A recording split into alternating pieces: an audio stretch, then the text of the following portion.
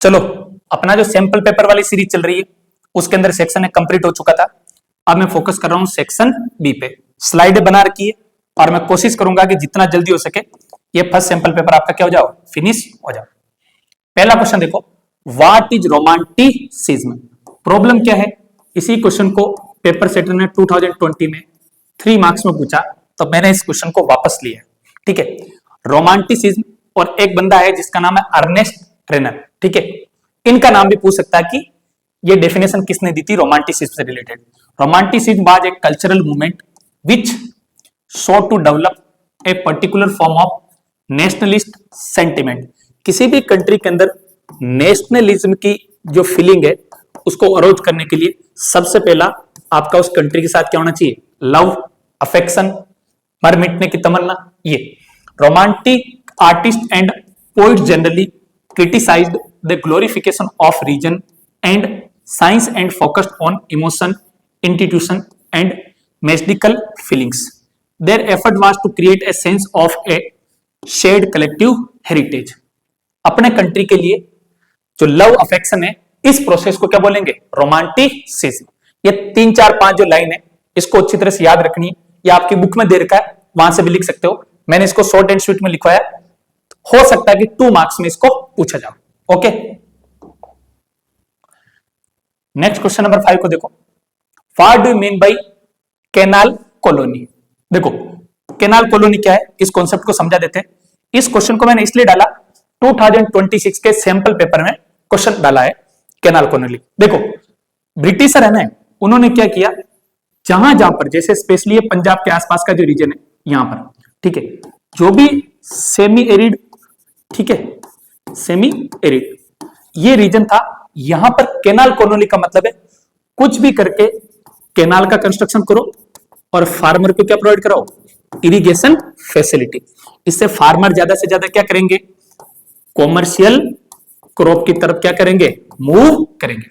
यह ब्रिटिशर का main target था। तो कैनाल कॉलोनी कहां पर डेवलप की गई थी, इस पंजाब के रीजन के आसपास में। आपके सैंपल पेपर में भी ये क्वेश्चन दे रखा है, इसलिए मैंने इस क्वेश्चन को लिया कि इसकी डेफिनेशन भी पूछ सकता है पेपर सेटर 2 नंबर में। ठीक है, what do you mean by canal colony. The British Indian government built a network of irrigated canal to transform semi desert waste into fertile agricultural land। आगे बात समझे, जहां पर एग्रीकल्चर करने की कैपेसिटी थी लैंड की, या प्रोडक्शन करने की कैपेसिटी थी, वहां पर कैनाल ड्रॉ करके, कंस्ट्रक्ट करके आपने क्या किया, इरिगेशन फैसिलिटी प्रोवाइड कराई। That could grow wheat and cotton for export. Wheat तो क्या है आपका स्टेपल क्रॉप या फूड क्रॉप के अंदर आएगा आपके जो कंजप्शन के लिए, लेकिन कॉटन आपका किसके अंदर आएगा, कॉमर्शियल क्रॉप के अंदर आएगा। Okay, the areas irrigated by the new canal were called the canal colonies. वो ज्योग्राफिकल बाउंड्री है जहां पर कैनाल से इरिगेशन किया जा सकता है। आगे बात समझिए, एक छोटी सी स्लाइड में आपके सामने ले लेता हूं। राजस्थान के अंदर गंगानगर हनुमानगढ़ डिस्ट्रिक्ट है ना, यहां पर एक कैनाल आ रही है जिसका नाम है इंदिरा गांधी कैनाल। तो इस रीजन को अपन बोल सकते हैं canal colony. Okay, colonies, these areas were settled by peasants from other parts of Punjab. ये आपका पूरा समझा दिया, कुछ भी नहीं है। ब्रिटिशर ने कॉमर्शियल फार्मिंग के लिए व्हीट को टारगेट ना करके, उनका मेन टारगेट था कॉटन, क्योंकि उनको कॉटन को फॉरेन में क्या करना है, एक्सपोर्ट करना है, स्पेशली अपना खुद के कंट्री के अंदर, और वहां से फिनिश गुड ला के क्या करना है, इंडिया के मार्केट के अंदर क्या करना है, सेल करना है, सोल्ड करने के लिए ये उनका टारगेट था। तो सेमी एरिड जो फर्टाइल लैंड थी, सेमी फर्टाइल लैंड थी, उसके आसपास एग्रीकल्चर को बूस्ट देने के लिए उन्होंने क्या किया, कैनाल का कंस्ट्रक्शन किया, जिसको अपन क्या बोलते हैं, कैनाल कॉलोनी।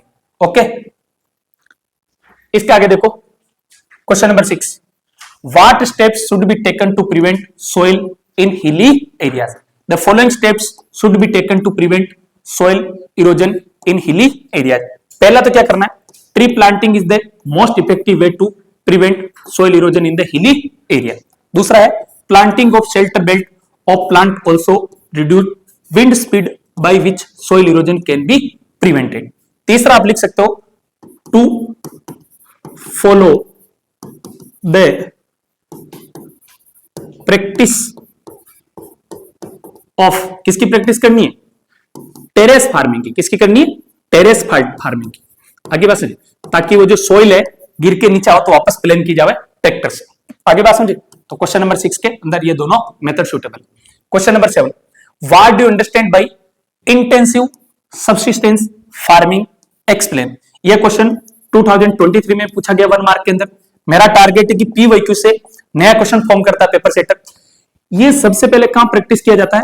जहां पर हाई पॉपुलेशन एरिया होता है, ठीक है।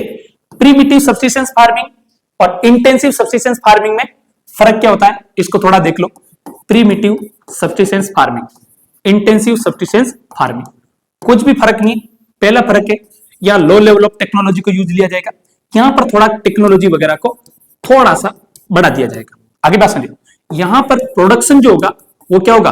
लो, और यहां पर प्रोडक्शन क्या होगा? हाई होगा, क्योंकि यहां पर सिर्फ अपना फैमिली का कंजप्शन करना है और लो लेवल टेक्नोलॉजी यूज करनी। इंटेंसिव का मतलब पॉपुलेशन तो क्या है? ज्यादा है और जगह क्या है? कम है, इसकी वजह से। ओके, तो इसमें क्या लिखा हुआ स्लाइड में देखो, intensive subsistence farming is labour intensive farming. In this farming, high dosage of biochemical inputs and irrigation are used for obtaining higher production. देखो, केमिकल की जरूरत ज्यादा होती है, प्रोडक्शन क्या होता है? ज्यादा होता है। आगे बात समझे, लेबर क्या चाहिए? ज्यादा चाहिए। ये तीनों क्या होनी चाहिए? हाई। इंटेंसिव का मतलब एक्स्ट्रा या बहुत ही ज्यादा। और अगला लिख रखा, this type of farming is practised in the areas of high population pressure on land. जहां पर जगह कम है लेकिन पॉपुलेशन क्या है? ज्यादा है। सपोज करो एक फैमिली में 50 जने खाने वाले और पता चला कि उनके पास जमीन कितनी? 1 बीघा, तो फिर वहां पर दिक्कत आती है। अगला क्वेश्चन देखो, what is the prefix scheduled used for the names of scheduled caste and scheduled tribes. ये क्वेश्चन बहुत अच्छा है, ये CBSE में पूछा गया इसलिए उठाया। The count of the scheduled caste and scheduled tribes is recorded separately, ठीक है। Both these broad groups include hundreds of caste or tribes whose names are listed in an official schedule। जो cast की जो census होती है, जो language, उसमें SC का स्पेसिफिकली लिखा रहेगा, एसटी का स्पेसिफिकली लिखा रहेगा। और एससी की जो पॉपुलेशन है 16 पॉइंट कुछ % थी, अभी पीछे स्लाइड आई थी। एसटी की आपको कमेंट सेक्शन में बतानी, ठीक है। Hence the prefix schedule is used in their name, ठीक है ना।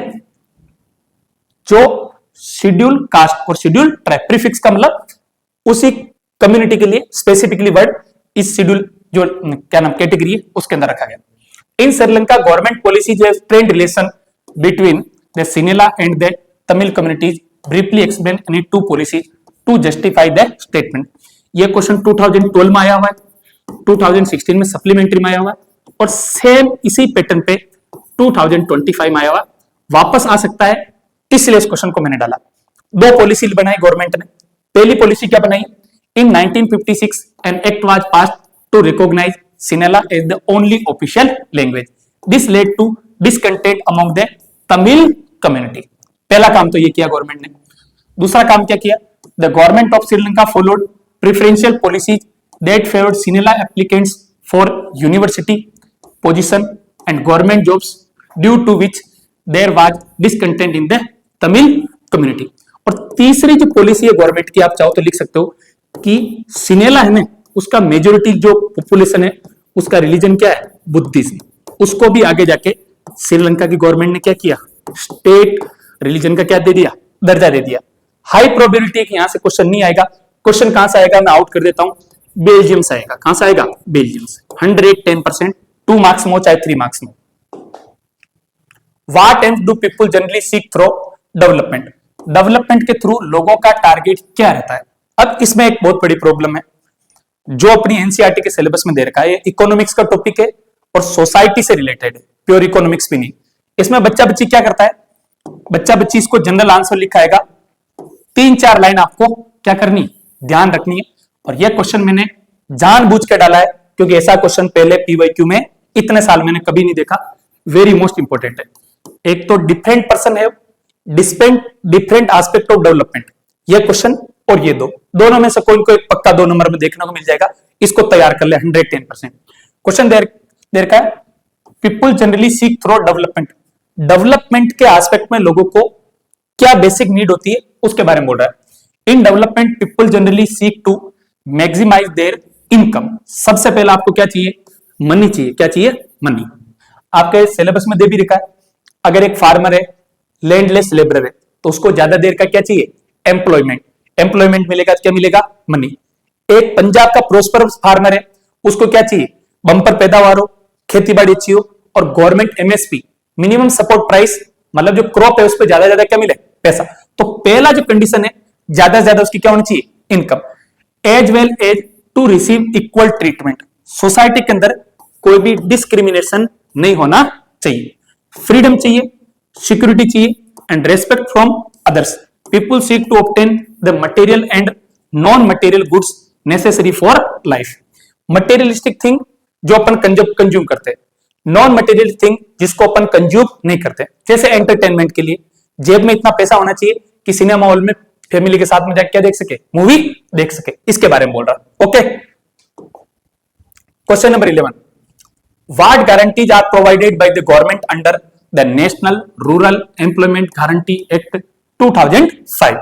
जितना देर का है उतना ही लिखना है, इसमें मैं एक्स्ट्रा स्लाइड में बता देता हूं, आपको दो चीजों का ध्यान रखना है। गवर्नमेंट ने बोला है लोगों का राइट टू क्या है, वर्क, एमजी रहेगा, तो 100 डेज का पेड गारंटीड क्या मिलेगा आपको, वर्क मिलेगा, क्या मिलेगा, वर्क। अगर गवर्नमेंट आपको एम्प्लॉयमेंट नहीं प्रोवाइड करवा सकती है तो गवर्नमेंट को आपको घर बैठे उसका अलाउंस देना पड़ेगा, जिसको अपन बोल सकते हैं कंपनसेशन, क्या बोल सकते हैं, कंपनसेशन।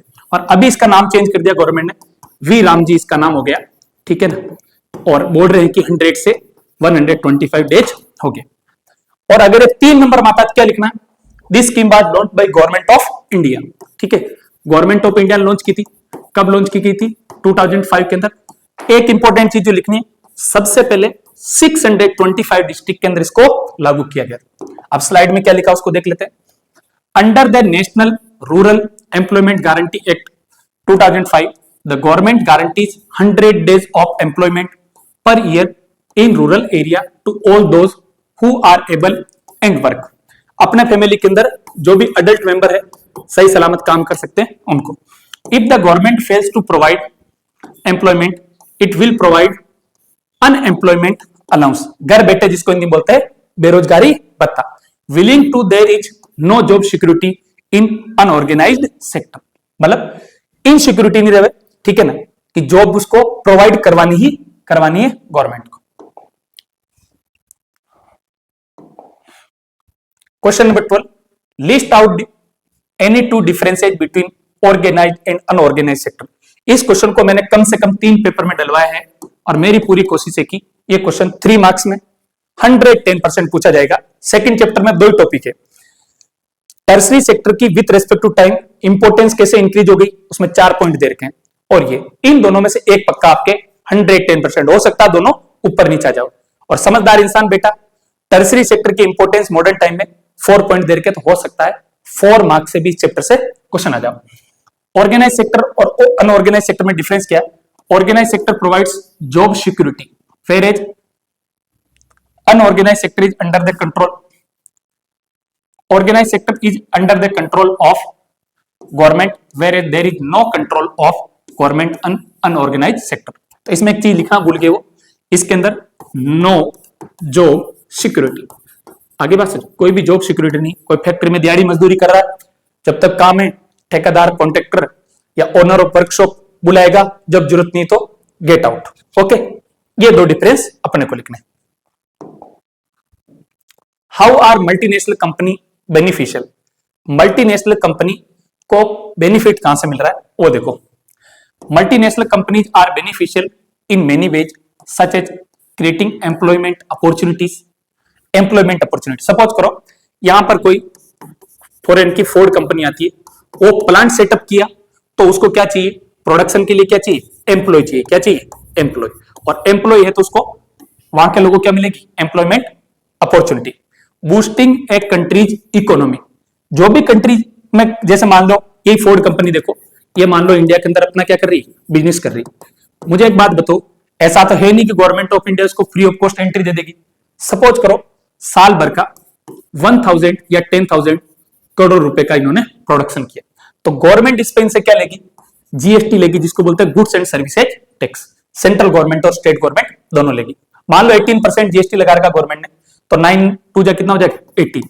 यानी गवर्नमेंट को इन 10,000 करोड़ में से 1800 करोड़ का गवर्नमेंट ऑफ इंडिया क्या मिलेगा, टैक्स मिलेगा। क्या मिलेगा, टैक्स। या यू बोलो कि गवर्नमेंट के लिए टैक्स एक तरह से क्या हो गया, रेवेन्यू या सोर्स ऑफ क्या हो गया, इनकम। ओके, चलो अगला क्या है, यही कंपनी वापस आके इंटरनेशनल ट्रेड का काम करेगी, इंप्रूविंग पीपल्स लिविंग स्टैंडर्ड्स, लोगों की जेब में पैसा आएगा तो अपना आप लिविंग स्टैंडर्ड सुधरेगा, and promoting economic integration between the country, जिसको अपन क्या बोलते हैं, ग्लोबलाइजेशन। ओके, कंट्री का आपस में जो इंटरकनेक्टनेस है उसको बोलते हैं ग्लोबलाइजेशन। एक प्रॉब्लम है, ग्लोबलाइजेशन आपके इकोनॉमिक्स में भी दे रखा है और कहां पर दे रखा है, हिस्ट्री में। आपको कोशिश करनी है कि ग्लोबलाइजेशन वाली डेफिनेशन बहुत अच्छी तरह से दे रखी, उसको लिख दो। या ग्लोबलाइजेशन की हिस्ट्री में क्या होता है, इसमें होता है flow of goods, ideas, technologies, ठीक है, ये सबका फ्लो हो रहा है। ठीक है, फ्लो क्या हो रहा है, कैपिटल हो रहा है। इसी प्रोसेस को अपन क्या बोलते हैं, ग्लोबलाइजेशन। मैंने कोशिश की है कि जितना जल्दी हो सके आपके पास कंटेंट पहुंच जाए, पेन नोटबुक लेके बैठे और लिखें और बार बार क्या करें, रिवाइज करें।